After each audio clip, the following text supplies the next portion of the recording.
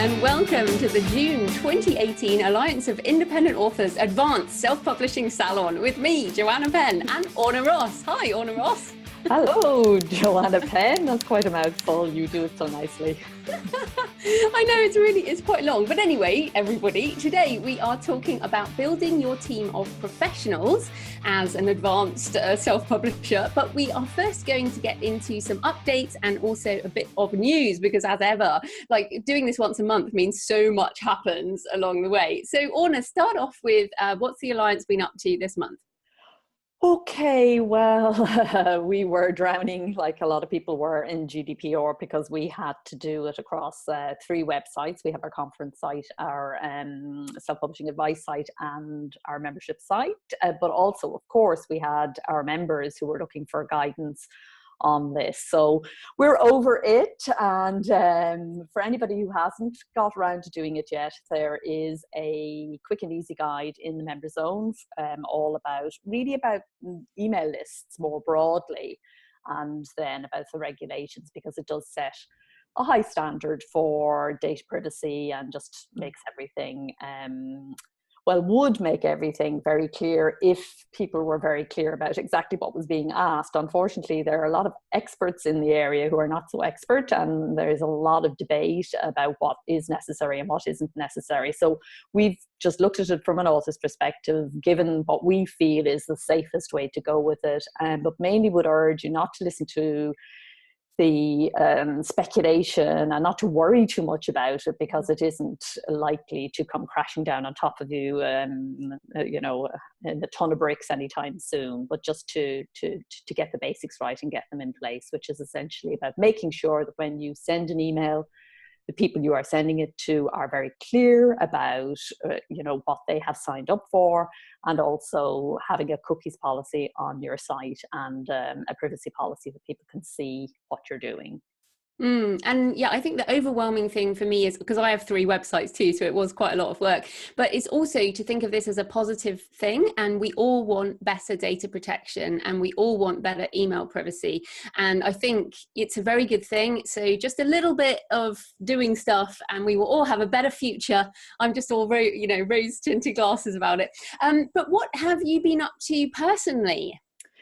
For me, this month, well, AskALLi is going to be doing this self-publishing 3.0, encouraging authors to think about educating their readers to buy directly from them, setting up to go direct, and all of that. So I have been, while I've always sold books on my website, I hadn't taken it terribly seriously. So I've been setting up properly, I suppose is how I would say it, for direct sales, and also took a little leap into Patreon for poetry. So one of the things that I'm doing and realizing as somebody who writes across a number of genres is that you don't have to handle everything in the same way, which is what I have been doing up to now. I've kind of novels, nonfiction, poetry. I just did the books, put them out there. Now I'm looking at different ways of reaching readers, doing what I feel is a good way to reach readers. So I think Patreon is very interesting around poetry. I could be wrong, but I'm going to give it a go and explore it and see what's possible there, rather than trying to sell poetry books, which I think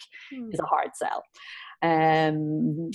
I needed to do another pass on the script that I thought was finished, but I have now decided that I'm always going to do a script before I do a novel. So that's been really interesting. I've loved writing script, and I think it's a really great way for somebody like me to control myself and stay very story-based, because I tend to go off on little riffs and get distracted by research and stuff like that. What that has brought, the script, is the whole thing. Now it's finished. It's going to be finished by the end of the month. I'm definitely not doing another pass. We both, me and my co-writer, agree it's done now, as much as we're going to do it. So next thing is kind of getting it out there, and that brings you back into the whole submission process again, which as an indie is always interesting, how you feel about that and how you approach it. And I think, you know, you get used to selling direct, you get used to all the advantages of that. But if you're going to then go into subsidiary rights in any shape or form, you have to think again about submission. So I've been reading my own book about how to sell publishing rights, and making lists and writing pitch letters and, you know, doing all that sort of thing that I kind of haven't done for a very long time. So that's interesting. I was also, and this is final, it was a busy month, I was also exploring the possibility of digital rights for one of my novels, but I actually, at the end of the conversation, we parted ways. It's the same problem for me always. It's my vision of what I'm trying to do is not the same as how they want to do it, and so we amicably parted ways. So yeah, busy month all around rights really, and different ways of selling. Yeah, and that's really great you're doing that. And I've got a parallel thing going on with the script. That there's a sort of internal warring about the submission process. And I was so shocked to find that the film industry doesn't seem open to indie authors as I thought they would be. Like, there's very much, the first question is, oh, who's your literary agent? Why aren't they submitting the book? So I think this is really interesting, and we'll be, you know, pushing the boundaries on scripts. But I've been super busy this month, and it's so funny. And if people have been listening to our conversations now for 3 years, I think we've been doing these one-on-one conversations amusingly. So how to write nonfiction, turn your knowledge into words is out. And for those of you who haven't been listening, I spent several years telling Orna that I was not interested in print and fighting over ISBNs. And for this book launch, I not only have a normal print, which is a 5x8. I also have a workbook edition. I also have a large print edition, which is so not something that most people do anymore. And I also have ebooks, obviously, on all platforms. I also have an audiobook, which is hopefully going to make it through to Audible soon. And I also have a multimedia course. So I am plus I'm turning things into content marketing. So I have articles on the blog, I have videos on my YouTube channel. I have basically been turning this content into so many forms of income. It's incredible. So I'm truly sick of it. Well, of course you are, but hats off. I mean, that is absolutely brilliant. And in a sense, that's become your process now. You get everything done while you're in flow, really hit the book hard, wrap it all up completely and move on. And it is a very good process compared to most people. Exhausted at the end of the ebook. I must do an audiobook. I definitely will. Have I got the energy to even do a print book? You know, never mind a course and all of that. But it is so much easier to do it while you're there than to walk away, because you lose the energy. And oh boy, do I know, you know, you end up with too many projects open, not finished down. You know, whereas now you're moving back to fiction. Yes. Well, yes, I'm off to Spain next week just to finish the research on the next Arcane thriller. But as you said, I haven't quite closed all the boxes because I've still got more of the course to do. And of course, it haven't even launched yet. As we record this, I haven't actually launched. It launches 31st of May, 2018, depending on when you're listening. But I think the interesting thing, as you say, is trying to get it all done. I finished the ebook over a month ago. And so it has been really hard not to just put that live, but while trying to get all the other stuff live. So linking all the editions, you know, on the different platforms and getting all the links right. And as you say, I'm doing like a blast. I'm doing Facebook ads, doing BookBub ads, doing Amazon ads, and then it will all be done. As you say, I'm just going to finish it all within a week or so, and then I'll schedule content. But I guess for people listening, the kind of the more advanced self-publishing approach perhaps is more like, well, in fact, it's not like traditional publishing, because they don't do that. They actually are putting out the hardback first, and or the paperback, and then coming with the ebook later, or, you know, not doing it all at the same time. But I think the good thing about doing everything at the same time is when you market one format, you're marketing everything. Like there's no break between the formats. It makes total sense. It's very reader-centric because they get to buy it in whatever format they like. And it is more like trade publishing than the average indie, probably, in the sense that you do treat a launch a little bit more seriously maybe than you know, when you're dribbling it out in different formats over time, if you're putting everything into this burst, which is essentially what trade publishing does, it has a launch period of a number of weeks. And so there are similarities and differences. But yeah, I think it's a great thing to do if you can do it. So there she goes, role modeling for us again. Well, and we'll come back to this in team, but I could not do this without you know, the wonderful Jane JD Smith Design, who does our she does my interior for print as well as cover design and everything, and all the different graphics and stuff. So yeah, we'll come back to that in team. But let's get on to some of the news this month, because we've had probably one of the most, I think, and it's very emotional, but I think this is a very, very interesting case known as a quote, cockygate, the word cocky being arrogant, obviously, but in the romance community, it's being used a lot. And an author who we won't name, it's very easy to find, but has trademarked and had a trademark granted over the word cocky in a book series, the series name, and also in a certain font. And immediately, and that was granted, and then she started asking people to take down their books, and then a lawyer, an ex-lawyer, I think, has filed to take that down. Then it's gone on and on. So I'm finding this interesting, because also there has been some other words in book series that has also been trademarked. So first of all, maybe you would explain the difference between a trademark and copyright, because I'm sure some people are confused. And then what is your take on this?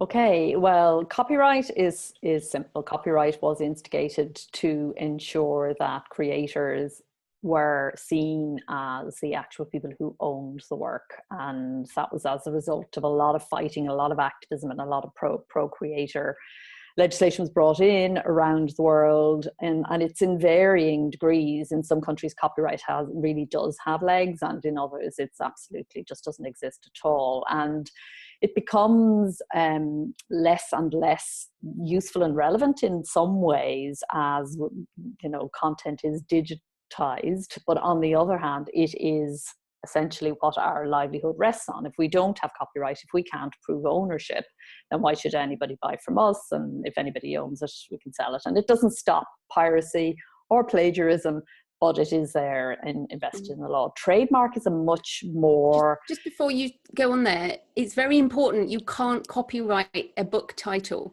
You copyright the manuscript of or it is copyrighted. But very importantly, you can't copyright a title. So anyone can use different titles. So why is that different with this cockygate? With trademark.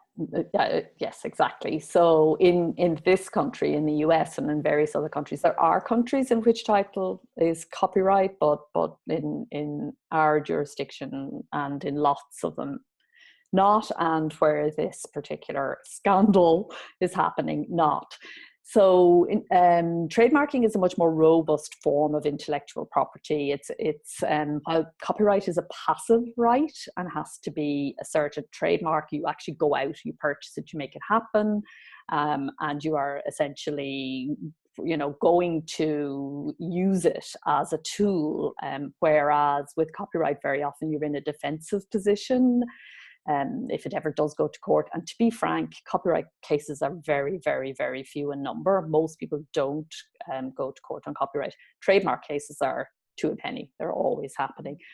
So I think, and then in terms of my own personal opinion and the AskALLi line, which we're only really coming around to and discussing with various panels of people and trying to get an overall view on this, my own sense is that it's going to be difficult to uphold this, and that we could be creating an absolute minefield, because where does it start and where does it stop? And I think it feeds into, I'm not sure, I'd be really interested to hear your opinion as well, but I think it feeds into, you know, a protectionist sort of view around ideas and work. You can't obviously copyright or trademark an idea. We all have ideas and they arise. What's being protected is the expression of the idea. So fonts, as you mentioned, and as is relevant in this case, are trademarked, which a lot of people don't know. You're not supposed to just use fonts. A lot of fonts are in circulation are free, but lots of fonts that are in circulation are not free, and you're supposed to be paying for them, and you know, blah blah blah. So it's a very, very tricky area. It's hard to see it standing, I feel. But I know that a lot of our members have been, you know, we have a number of members who are people who were asked to take books down. They were quite worried about it, and people are very concerned. People are changing things even though they don't have to, because they just feel they should. It's a little bit like people are also leaving Amazon KU because they're hearing about certain things that are happening there.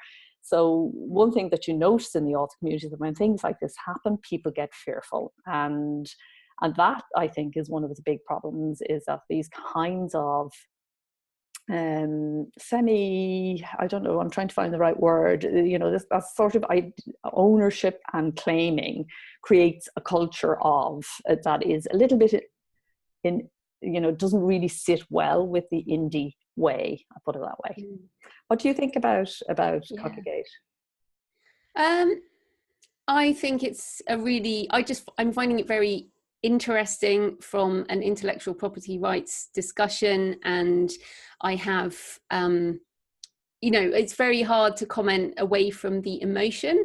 I hope that, as you say, I hope that it will not be upheld, because then, well, what is already happening is like the rights grab. It's like a land grab. People will get out there and try and trademark other things.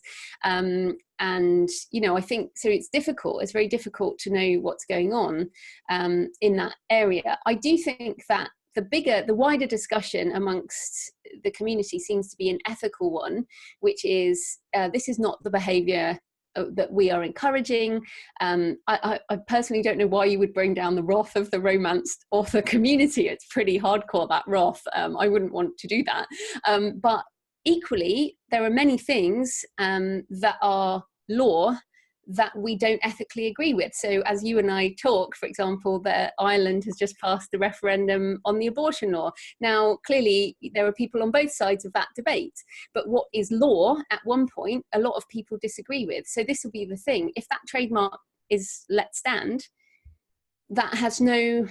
you know, you could comment on it, but it stands legally. So it will be very interesting to see how this goes on. And my opinion is, if she hadn't have done it, somebody else would be. So this is almost, again, as ever, the romance authors are ahead of the pack, and this is almost the front of what is going on. So it's like a test case, isn't it? Exactly. And it's funny you should mention the abortion law, which was constitutional law brought in, this just an aside, back in 1983. And when it was brought in, everybody said, this is bad law. This is going to lead to problems. And you can see that this is exactly the same sort of situation that we have here. And I feel very much that one of the great things about, not quite so much from an ethical perspective, I know exactly what you're talking about there, and that is definitely generating most heat and very little light maybe in the community. But there is this sort of sense that what's great about the self-publishing revolution is that it allows you to go out there as yourself, choose yourself, put your stuff out, and attract readers. You know, as you're talking about there, the rights grabbing and all of that, that was the behavior of the publishers and the agents and the people who kind of preyed or just made money from, in a perfectly acceptable way, everything on that range from the creator. Now to have creators themselves saying, I own this, you know, it's mine and you can't have it, it definitely creates a potentially dangerous situation. So yeah, I don't think it will stand, and I would kind of from here certainly hope that it wouldn't. Hope that it will. What I would say is trademarks have to be paid for in every jurisdiction. So even if that passes in the USA, it doesn't mean it's passed in the UK and or every other country in the world. So there are interesting thoughts there too. Another interesting thing that's brought up the fear in the community, a lot of disinformation, is the digital reader has reported on Amazon banning ARC reviews. Now, we've heard this from a number of reports that basically you're not allowed to review a book unless you do have a verified purchase, or presumably a verified download of the book onto your KU account, for example. So we can't necessarily comment on whether or not it's true, but what's going on with all this stuff around KU and accounts being closed and ARCs and a lot of rumor, a lot of speculation. Certainly the last time we checked on the ARC issue, that was not the case. So unless there has been a change of policy since. Problem with Amazon is a communication issue at some level, you know, so maybe there is no way you could communicate to the wider community and keep everybody happy. There is so much rumor and speculation. People are constantly coming to me and telling me things as facts that I know to be not fact. It's just something that they heard from somebody, and I don't know whether we're more that way inclined as storytellers and as writers, you know, and like to pass on a good tale, or whether it's just human nature, and because the community is so dependent on Amazon as an outlet. But I would say to everybody, stop worrying. First of all, just do what you do, publish your books, get them out there. None of this actually affects you. Do what you normally do. And I doubt very much if you have to have a verified book in order to, I doubt it, but I'm not going to say until I'm sure. And that is not the case, but just carry on doing what you do, getting your books out there. The other thing about it is it's such great distraction, isn't it? It's such a lovely displacement activity to be talking about all of this, and rather than kind of getting on with the work. So we are going to have a meeting, both private and public, with Amazon over the next couple of months, and hope to put a lot of this stuff in its place where it should be. Going on. Yeah, and I mean, to be honest, if they do say the reviews just become whatever they become, it will be just very similar to Kobo or iBooks or Nook, where reviews just aren't really part of the ecosystem. So, and as a reader, to be fair, I do pay some attention to reviews, but I also have authors that I love, and, you know, I'm pre-ordering, so there aren't any reviews. So I think, again, it comes back to what we've talked about before, about the personal brand, about building up readers who love you, who trust you, and trust that you're going to put out what you're going to put out. And it's just a slow journey. One thing that is interesting, I think, on the ARC, because if they are doing that, they couldn't distinguish between indies and traditional publishing, just because I just don't see technically how they do that. So traditional publishing would be highly affected by an issue with ARCs. And traditional publishing, I think, will have something to say with today's news, which came out just before we got on the line, which is that Amazon Publishing has just signed Patricia Cornwell.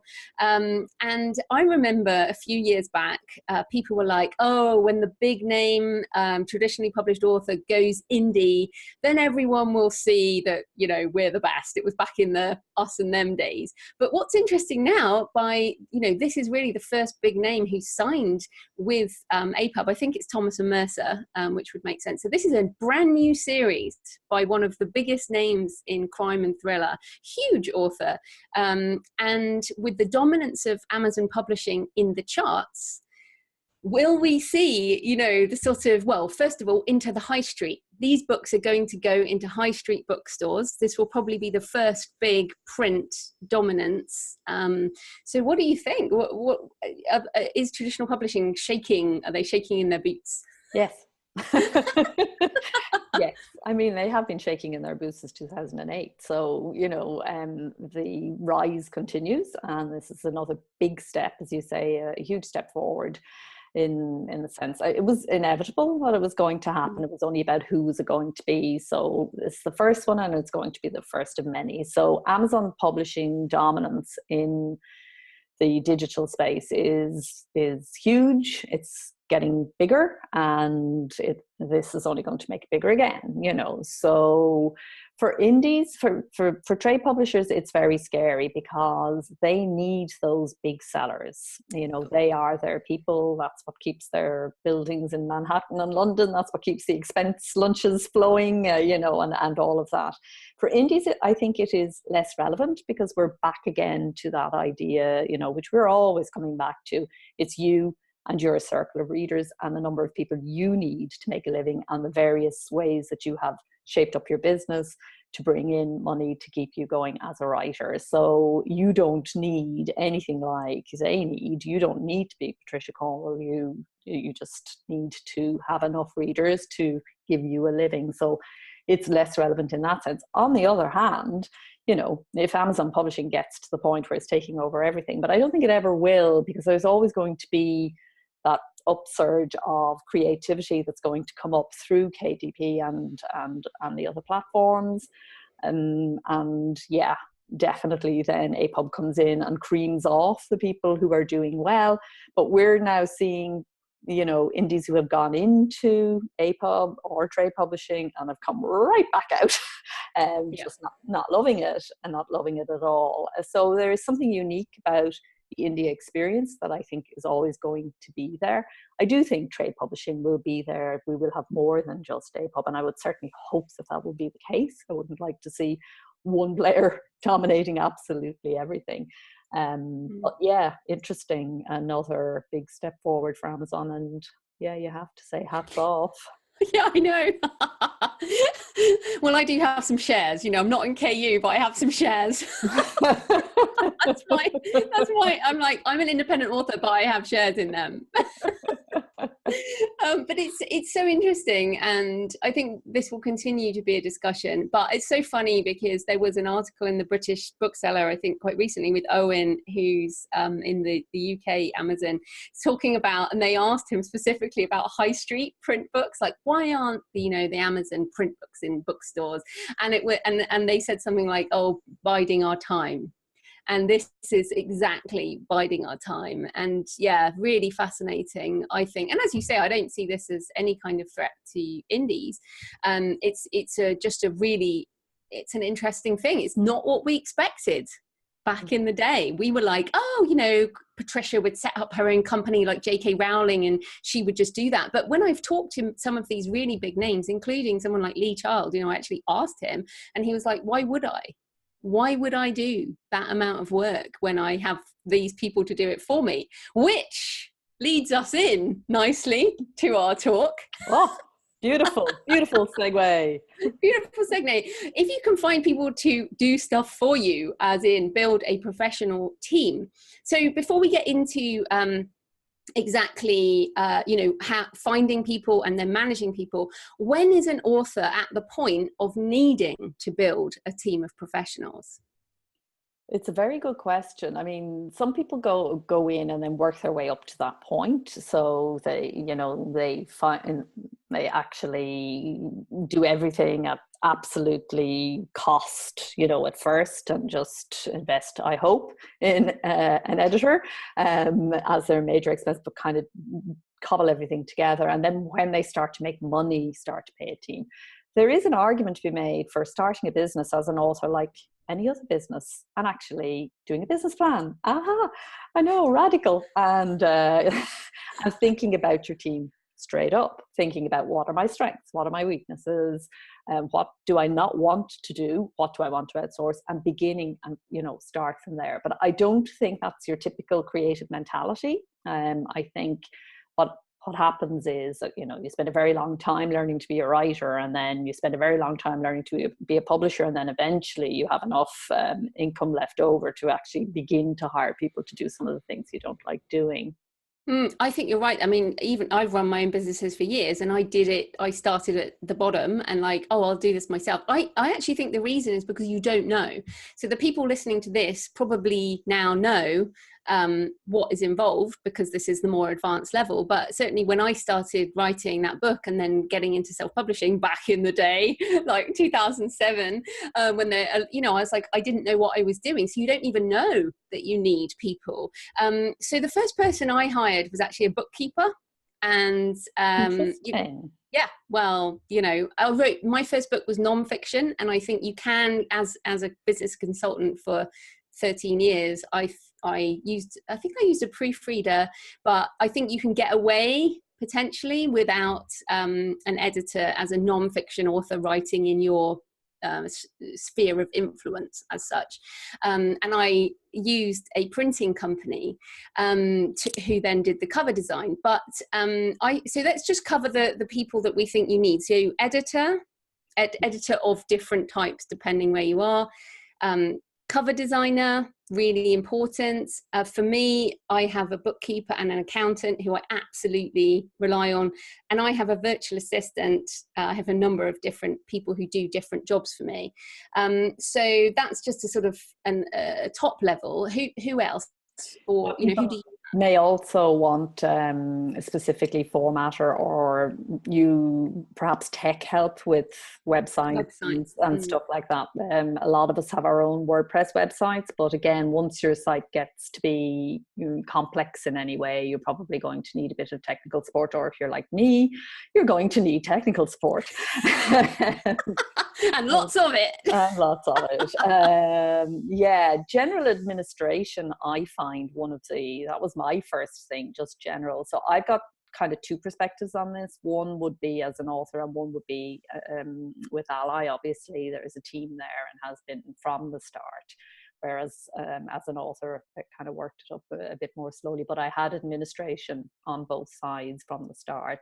Things like, well, for a startup, I'm hopeless at it, keeping a diary, you know, calendar of events and travel and all that kind of stuff, and basic email, you know. So there's a certain email that I answer, and then there's a certain email that Sarah answers, so that kind of thing. But I think if anybody is at the point of thinking about this, I really would recommend Chris Ducker's book about virtual assistants. It really is very good, and he starts off from the premise of anything that you don't like doing, that you're no good at, don't do it. You know, get somebody else to do it, because it just releases so much more time for you. And I think authors are terrible at not valuing our time and overvaluing money and undervaluing time, you know, and not realizing that time is money and how valuable the time is and how important it is to keep yourself as free as you can of stuff that you're no good at. And I know that a lot of people who would be doing well if they did hire a bit of help are struggling and giving up. So I do think this is the key, actually, to developing a proper author business. You cannot do it all alone, I would go so far. I totally agree with you. And it's so funny because we see on the AskALLi forum regularly, where can I hire someone to do all my publishing and marketing for a royalty share? And it's just like, no, that if you want that, get a publisher, like get a publishing deal. There's a reason that you only get 10 to 25% of royalties when you get a traditional publishing deal. And it's because they have a team. And whether or not they do everything according to what you like is a question, but that's what they do. So and I think there's a personality issue here that you've just touched on, which is part of the reason we are indies is we are a little bit control freakish. So like for me, I still do my own formatting on Vellum because I love Vellum. I absolutely love it. And I did outsource formatting for a while before Vellum arrived.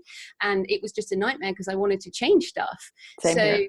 Yeah, exactly. So now I'm like, and I enjoy doing Vellum. So I keep that for me. Now I love doing my own calendar. I'm like obsessive about my calendar.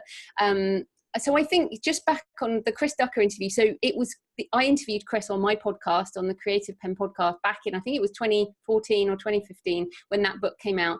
And it was that interview that got me to find my first virtual assistant. So I had the accountant and the bookkeeper, but Alexandra, my wonderful VA, I got after Chris. I talked to Chris and he basically convinced me that I would be better off spending my time. For example, I was formatting the transcript for my podcasts, which is not value-added material.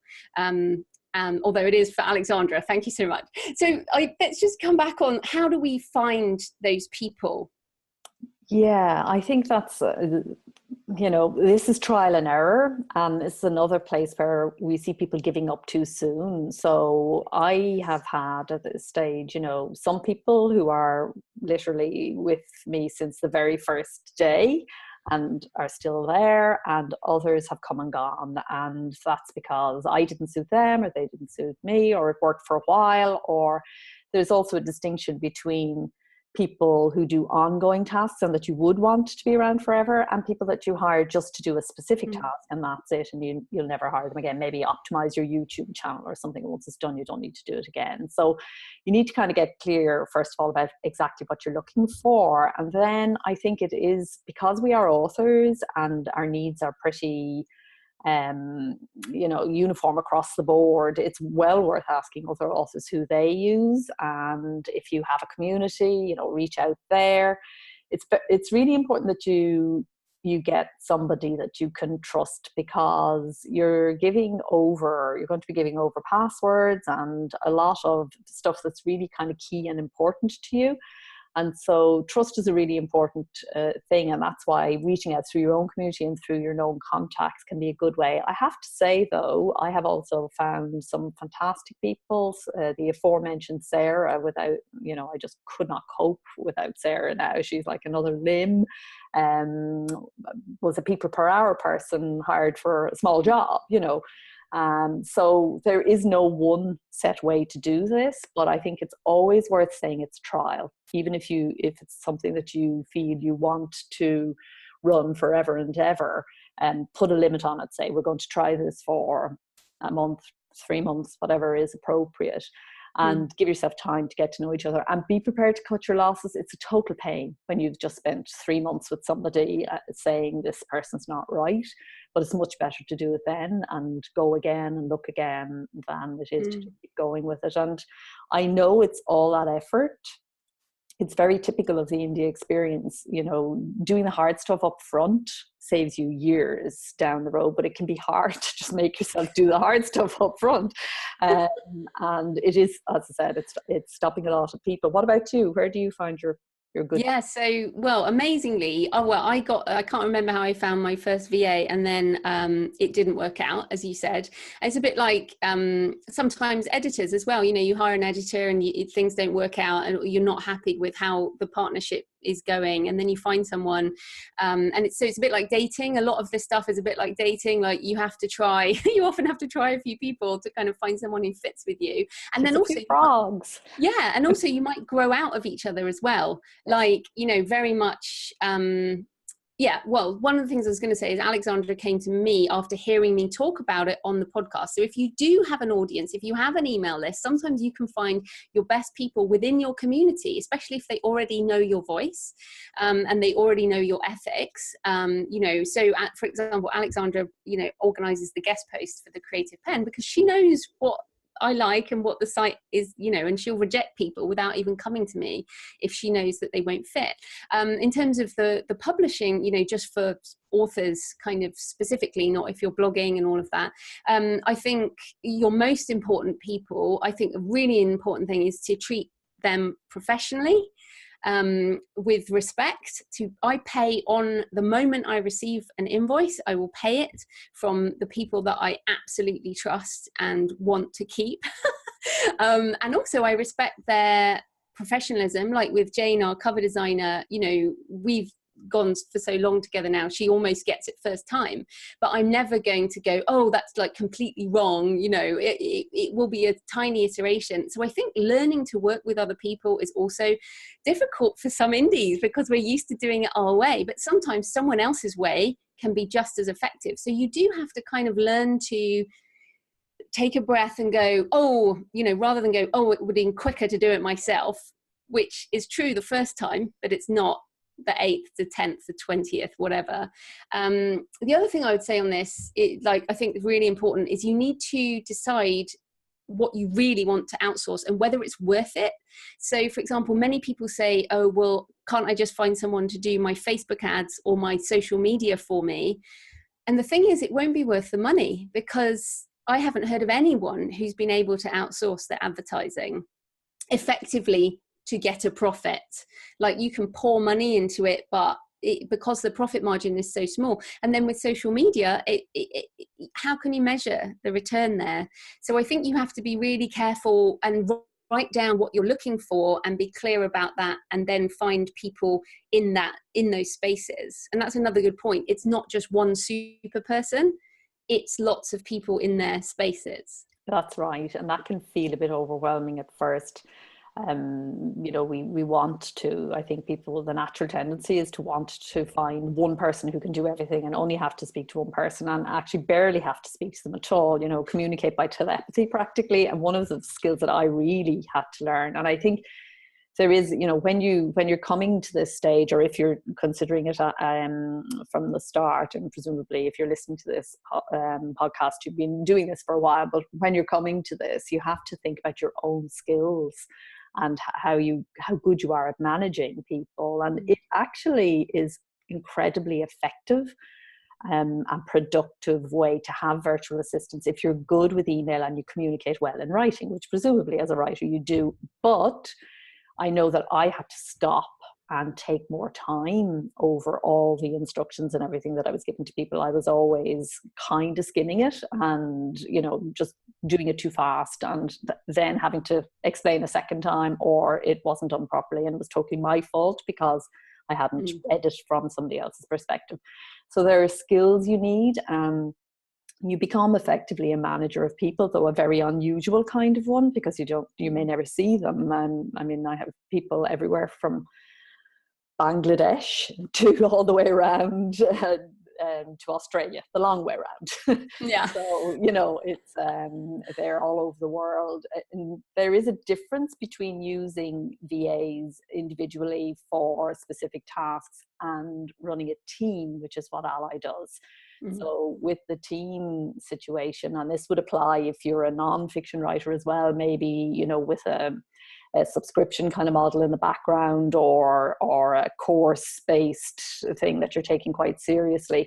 With a team, it's good, I think, to meet online all together periodically, and to make sure that everybody knows each other as well as knowing you. And sometimes now, quite often now, two of the team will work something and, you know, they don't even come through me at all. They'll just kind of communicate directly.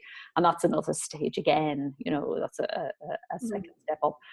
And I suppose the main thing to say, in case we're making all this sound extremely scary, is it is fantastic because you get your time back. So the relief when you actually get the right person, and then it lasts for ages, and you get writing time back, and you get, you know, thinking time back, and you get proper entrepreneurial time back, and it can make a real difference to your business, so that these people should bring in far more money than they cost. And that's the way to think about it. Money is a great reckoner here, is a useful way to think about it. And if it's something that isn't going to be worth money, then seriously consider just dropping it. Yeah. And you can drop it in, you can drop it in the middle of something. So in terms of tools, like I use Google Docs. So you and I are working on Google Docs right now, which sharing a document. I also use Asana, which is a free project management kind of task tool. There are premium levels, but, you know, I find the free one fine. And then Skype occasionally, but generally, like Alexandra and I have been working together for years now, and we just work by email, and also various Google Docs and a shared Dropbox with documents and things on. And I think that virtual thing is so important. You know, again, in the AskALLi forum thing, we see people saying, who knows an editor close to me, like who lives in my town? And it's like, why would you do that? Editors don't even want to talk to you. They just send you a document back, you know. They're not going to necessarily, some of them talk, but it will be on Skype. So generally this virtual thing is really good. Also, from a employee / tax, and we're not financial advisors, legal advisors, blah blah blah, but if you have, like, I'm in the UK, Alexandra is in Canada, Dan, my audio guy, is in the Marianas Islands in the middle of the Pacific, you know, and we work on so I pay them in different currencies by PayPal, and there is no way they can be my employee because they work for lots of different people. So I don't, you know, from my perspective as a company owner, that protects me, but it also means they can work for other people as well. One really important point, and again, this might sound scary, but it's not, is a contract. And even if that contract is just a document that explains expectations, privacy, because again, you'll be sharing things, how you will work together, how you will address any issues, as if you were doing a co-writing thing or anything. You need to write down what is going on, and that will help a lot. Definitely a written process document and agreement at a minimum if you don't want to do the whole contractual thing. Problem with a contract is that if you're at the point of a contract with this, it's over. I guess I mean a list, yes, and it acts as a contract. Like, a contract doesn't have to be a legal document prepared by a lawyer. It can just be people agreeing something, right? Absolutely. I know that some people do look for a contract and want a contract, and I was just making that point that, often if you're waving the contract around, your working relationship is probably over. Yeah, fair enough. Yeah, and also, I do not give anyone access to my Amazon KDP or any of my I still do all my own publishing.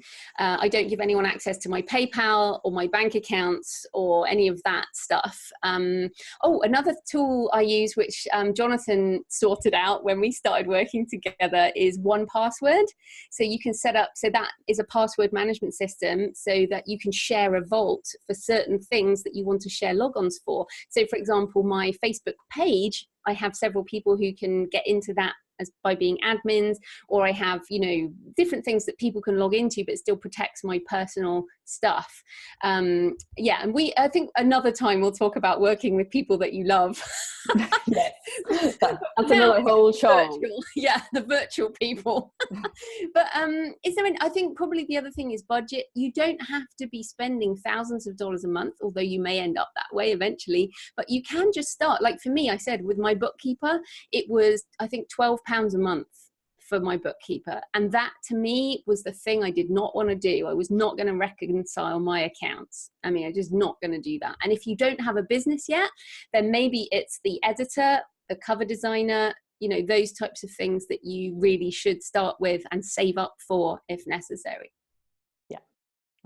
That's about as much, I think, as we can cover in this short time.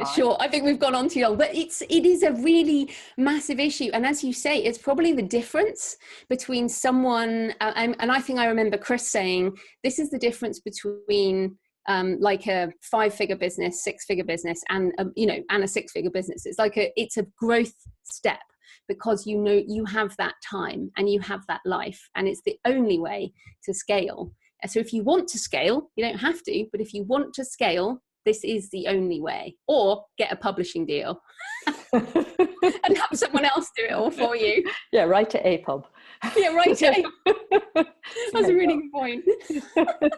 Okay, so June, and Dean Wesley Smith calls the summer the time of great forgetting, where everyone just ignores writing and then comes back in September. So any advice for the summer of writing ahead of us in the Northern Hemisphere? I'm the opposite, I have to say. I write really well in the summer. I love getting out with the laptop outside, and it's my writing time as well, because things quieten down in the publishing world and in AskALLi. So it's the opposite for me. It's the same advice that kind of applies all the time. Do map your week. Do make room in advance for your writing and your publishing. Know when you're going to do it. Have a target. You won't meet it, you'll skive off, you'll miss some days, etc. But nonetheless, mapping the week again every Monday is just really important. And don't forget to enjoy it. Yes. Because some people seem to be forgetting to enjoy it, and we are incredibly lucky to be able to do what we do the way we do it. So especially in the summer, have fun, people. Yes, happy times. All right, I'm off to get a gin and tonic. So we will see you next month. So happy writing, happy publishing. Happy writing, happy publishing, everyone. Bye. Bye.